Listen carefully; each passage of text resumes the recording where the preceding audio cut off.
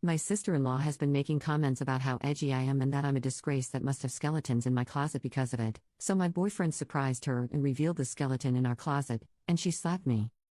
How do I put this? My sister-in-law, 56F, thinks I, 32F, am obnoxious. She is my boyfriend's, 38M, eldest sibling and very protective of her baby and also very religious, so her baby dating pantsuit wearing, neon-colored hair having, bisexual atheist feminist with two moms was a lot for her to take in. Over the 3 years my BF and I have been together, she has only been more vocal about it. It did first start with small snarky comments, but now it's full in-your-face criticism. It got worse when he moved in with me as we aren't married. Well, one of her longest-running jabs is that I look scary but am just mild and boring whilst I try to cosplay as edgy. Fair play to her for sewing and cosplay. Gold star. She's evolving, unless I have any skeletons in my closet. I'm a happy person and have little issues with laughing at myself, so I always just laugh it off when she says she will find my skeletons in my closet.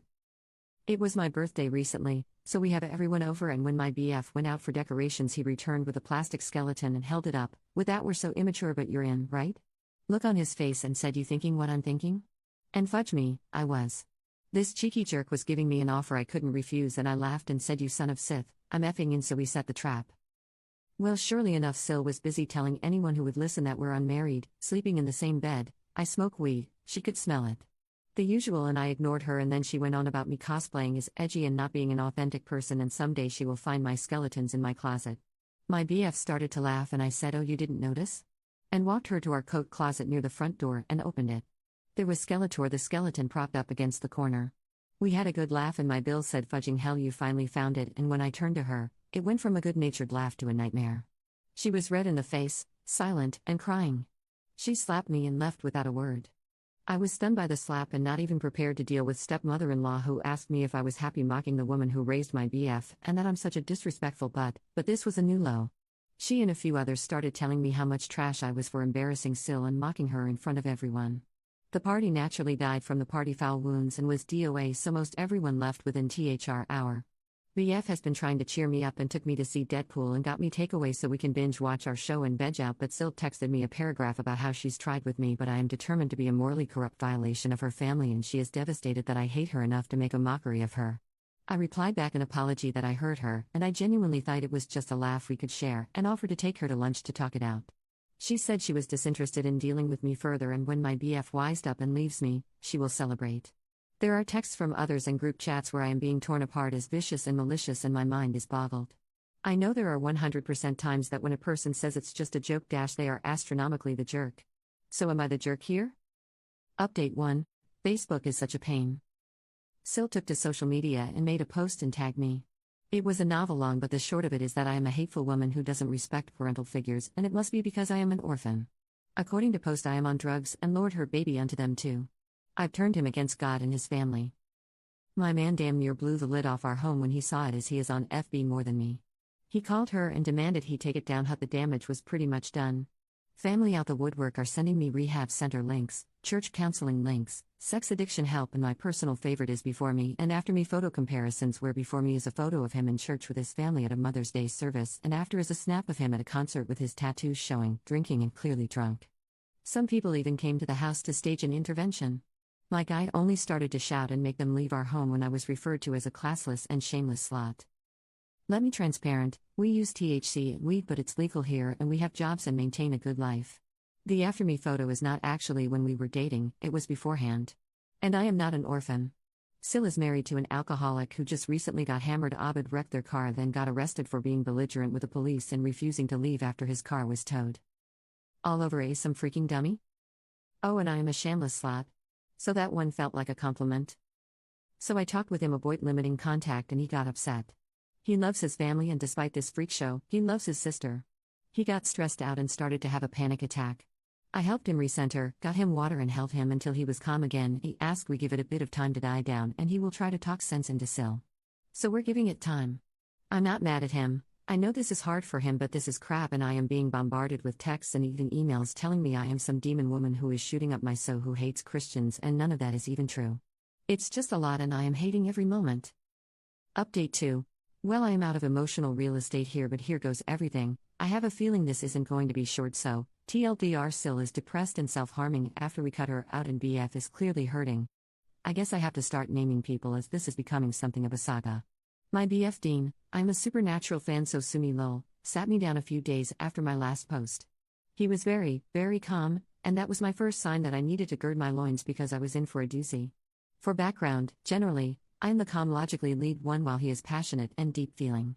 In this, we became polar opposites of that norm. He looked me right in the eye and asked me point blank, no BS, how this was all affecting me. Every time he would ask before, I just couldn't bring myself to tell him how upsetting it all was, since I was the put together one all the time, but this time, because he was so calm and direct, I just broke down. Nightmare isn't the word. It was hell. We live around what is known as a small big city, meaning it's big, sure, but once you get in certain circles you find that everyone knows you and you know most everyone, or at least someone who knows them. So, in a way, it can be like a small town. Our state is generally religious outside our city. So rumors spread. With my Sills, I will call her Ren going forward, social media attacks on me, it was the scuttlebutt everyone craved. Some people sided with her, not most, but enough. I was getting dirty looks, rude treatment. My hairstylist is their cousin and she told me she can't work on my hair anymore until this is resolved, as she was getting pressure from the family, i.e. Ren and stepmeal Penny. It was schoolyard and immature, but it was enough to make me feel bad. I got done saying all this to Dean, and he said, okay then, we will block them. So matter of fact.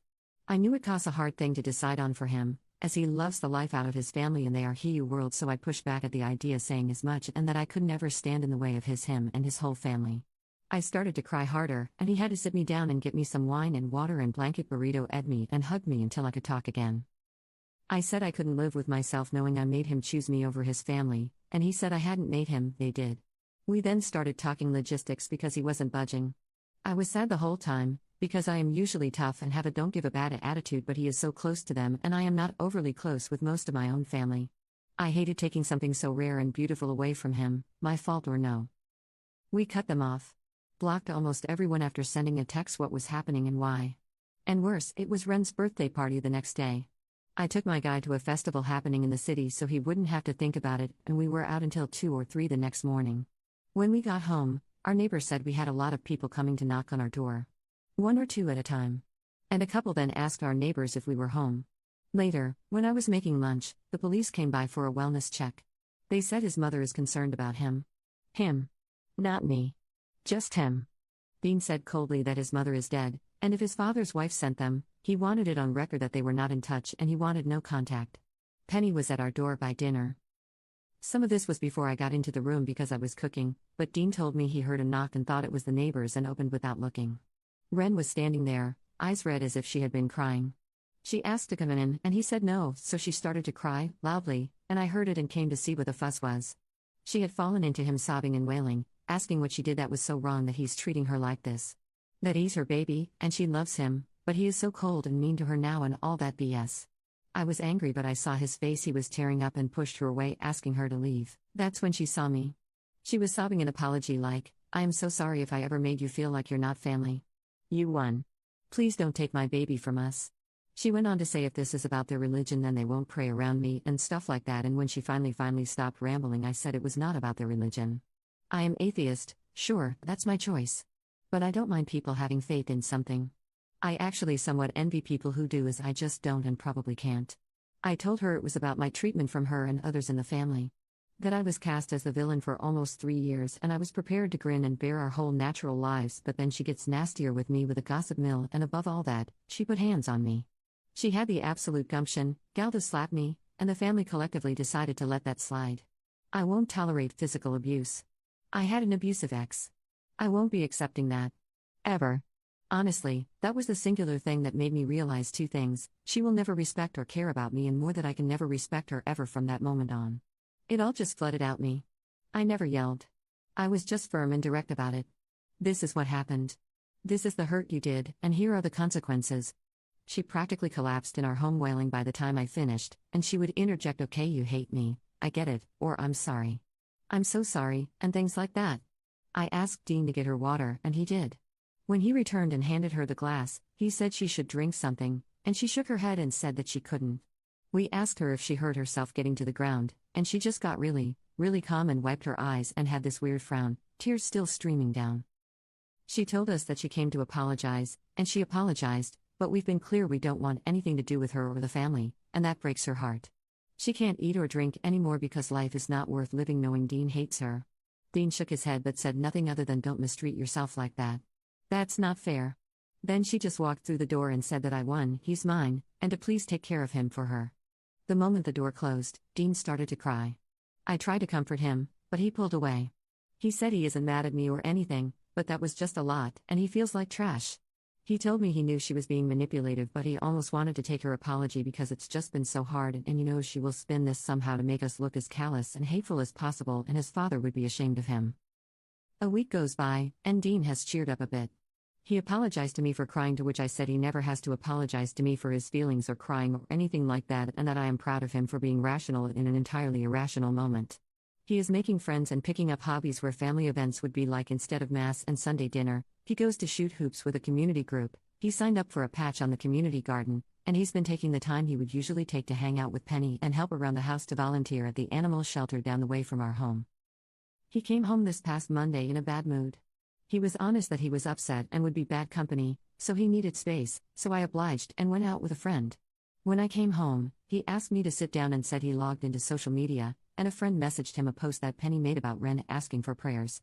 Ren was severely depressed and had quit doing much of anything according to the post, and she was suffering from the heartbreak of her life, but they didn't explain what that was.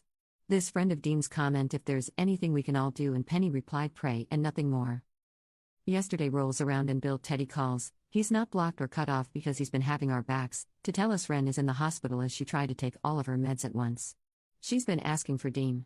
I told him that she's in the hospital, and he can go to her if she wants, and I even will go with him or not depending on what he tells me he needed, but he refused to go. He's been blue ever since, and I'm worried. Ren is practically a mother to him, so I know it's hard.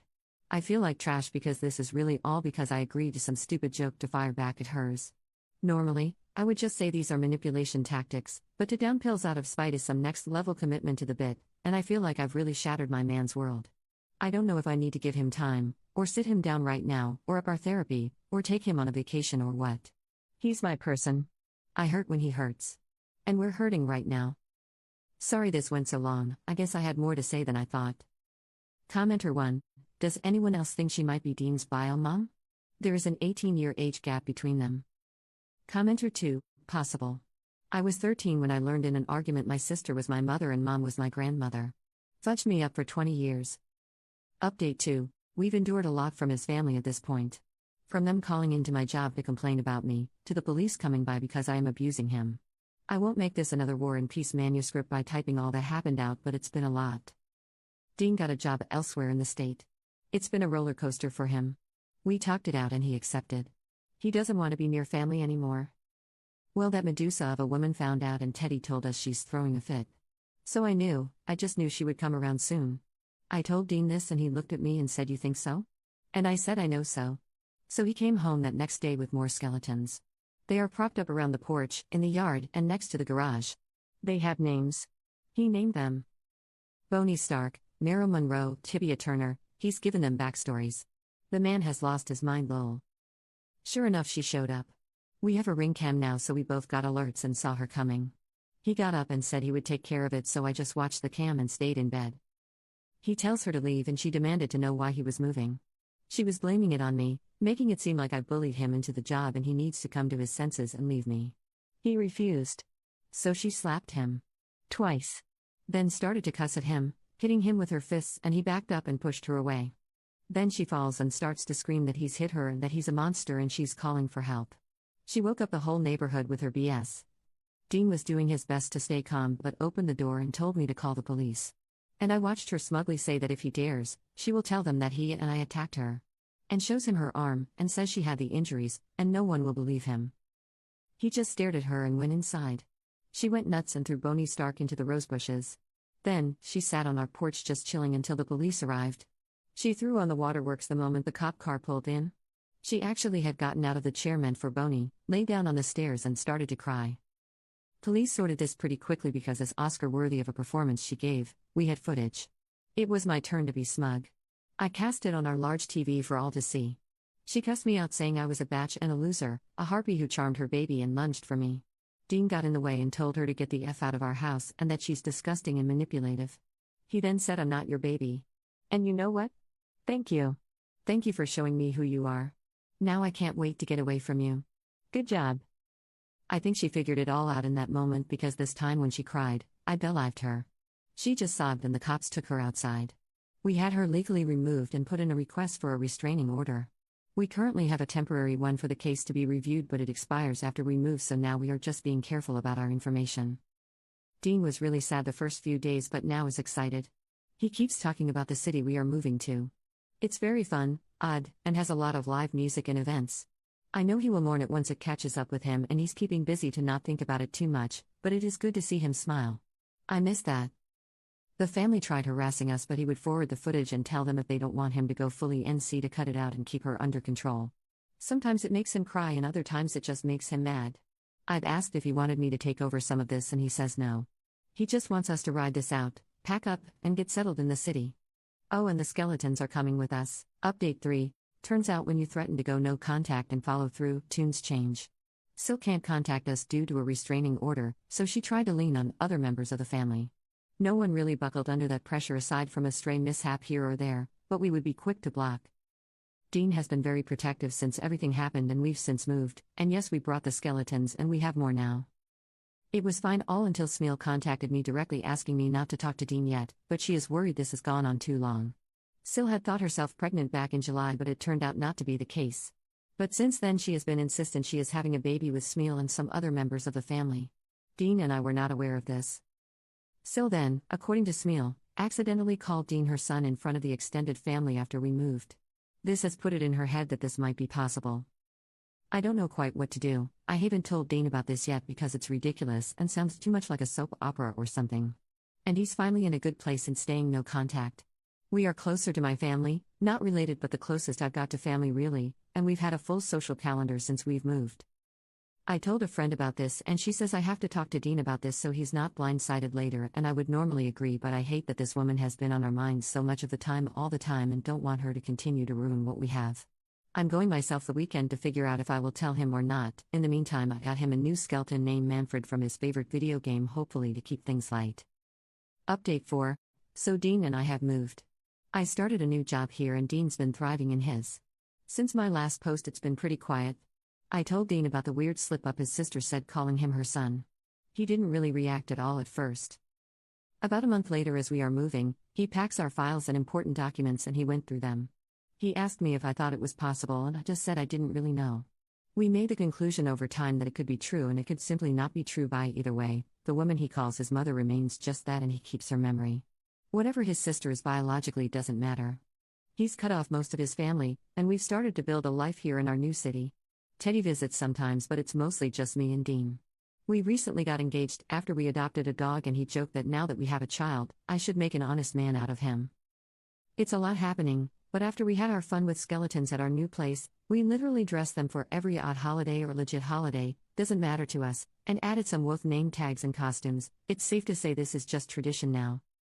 Last month, Teddy told us that Dean's sister punched their stepmother in the face. We don't know why, but we do know charges are being pressed. I guess it's good we got away when we did. So I guess this is my last update. Thanks for letting me vent about this insanity. Send me any ideas you have for skeleton names. We have more in the basement but don't have names for them.